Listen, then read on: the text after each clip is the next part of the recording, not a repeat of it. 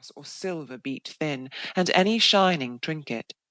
The beads they weave into aprons about 1/4 of an ell long, and of the same breadth, working them very prettily in flowers of several colours, which apron they wear just before 'em, as Adam and Eve did the fig leaves, the men wearing a long stripe of linen, which they deal with us for.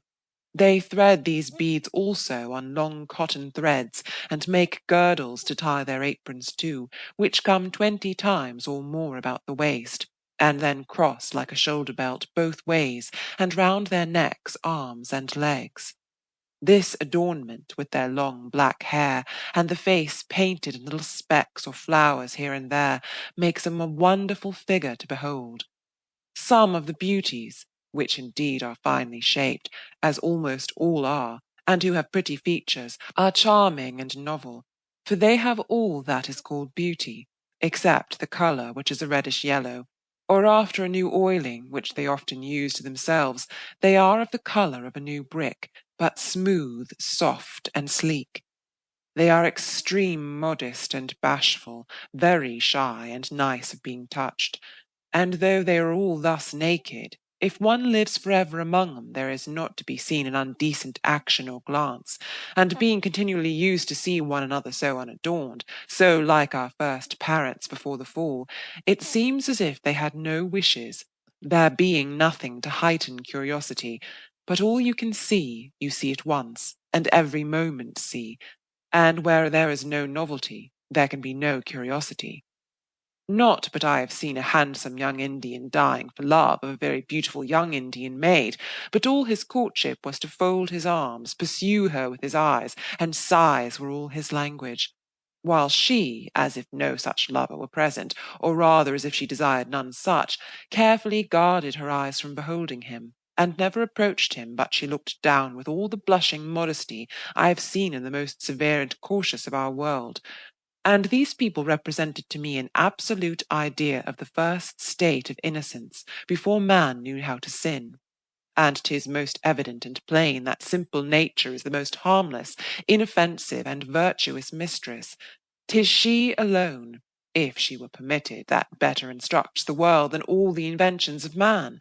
Religion would here but destroy that tranquillity they possess by ignorance, and laws would but teach 'em to no offence, of which now they have no notion. They once made mourning and fasting for the death of the English governor, who had given his hand to come on such day to 'em, and neither came nor sent, believing, when a man's word was passed, nothing but death could or should prevent his keeping it, and when they saw he was not dead, they asked him what name they had for a man who promised a thing he did not do. The governor told them such a man was a liar, which was a word of infamy to a gentleman. Then one of them replied, Governor, you are a liar, and guilty of that infamy. They have a native justice which knows no fraud, and they understand no vice or cunning, but when they are taught by the white men. They have a plurality of wives, which, as they grow old, serve those that succeed 'em who are young, but with a servitude easy and respected, and unless they take slaves in war, they have no other attendants. Those on that continent where I was had no king, but the oldest war captain was obeyed with great resignation. A war captain is a man who has led them on to battle with conduct and success, of whom I shall have occasion to speak more hereafter, and of some other of their customs and manners as they fall in my way.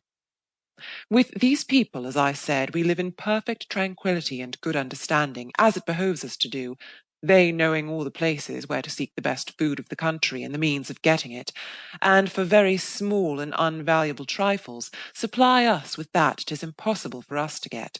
for they do not only in the woods and over the savannas, in hunting, supply the parts of hounds, by swiftly scouring through those almost impassable places, and by the mere activity of their feet run down the nimblest deer and other eatable beasts, but in the water one would think they were gods of the rivers, or fellow citizens of the deep, so rare an art they have in swimming, diving, and almost living in water,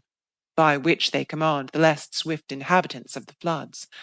And then for shooting, what they cannot take or reach with their hands, they do with arrows, and have so admirable an aim that they will